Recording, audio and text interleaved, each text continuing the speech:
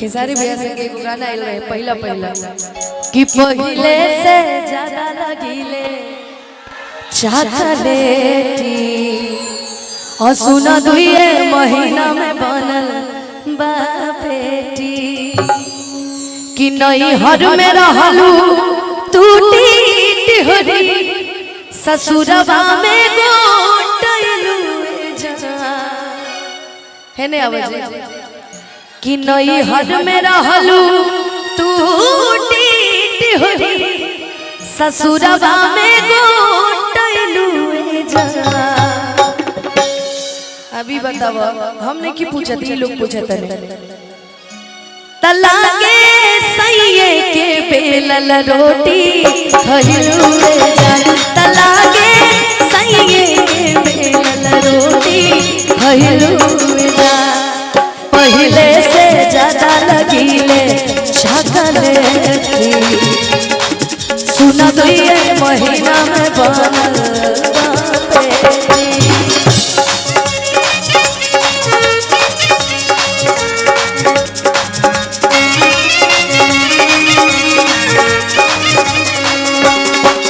नई हद में रहलू टूटी टिहरी ससुरवा में गोटलू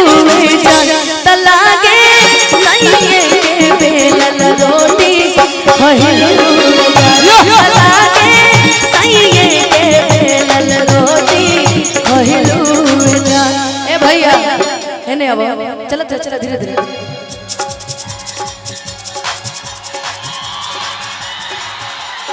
का नाम रिंकी रिंकी जी आइल वाली जी एगो जोरदार ताली बजा दे गोरी तो निहने अब हो प्यार वाली बात हो गोरी तो निहने अब हो प्यार वाली बात हो प्यार वाली बात हो दीदार वाली बात हो प्यार वाली बात हो दीदार वाली बात हो अरे गोरी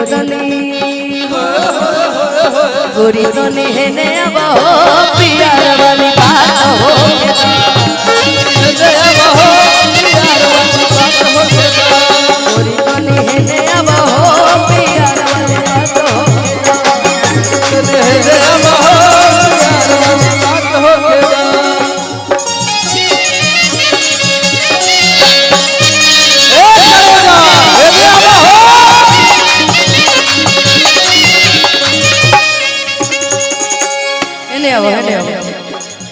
कहवन विटामिन तोहर अच्छा अब तोहर में के तोहर में हाय हाय पगड़ी वाला हाय हाय इनकर खातिर बा का भैया कहवन विटामिन तोहर पियौनु हो पियले बरे कहवन विटामिन तोहर पियौनु हो पियौले बरे सेवा सेवा दादी लागे जमकेनु हो कहिले बरे सेवा सेवा दादी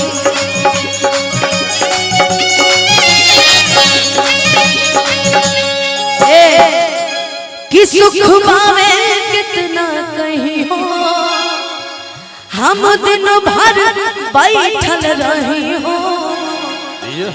कि सरधा कपूर जासा हुर बोल कैसे हो गएलू जा शांति शांति तू है ने तारे के तरफ लोग ढेर फेदा हुआ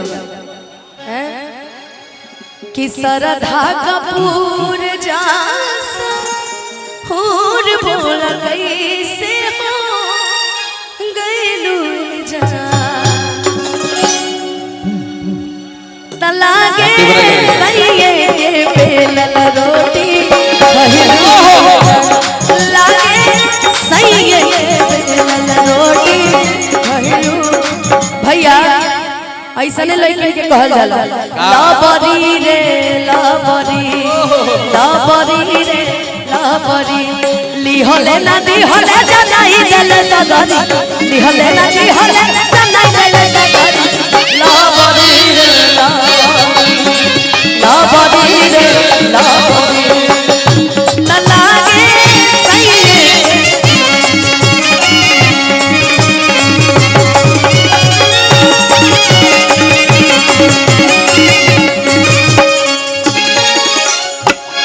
गुलु गुलु गाल दोनों भइल बा पुआ जइसे गुलु गुलु गाल भइल बा पुआ जइसे बोलाए सहबर को करा अरे गइलून हो हो पारू ऐसे अरे सोनू के करदानी के ई पानी हो जवानी के ए भैया मैं कबले रहा संजय विशाल आंखें सारी के लागे तू भूल लुए जा संजय विशाल के लागे तू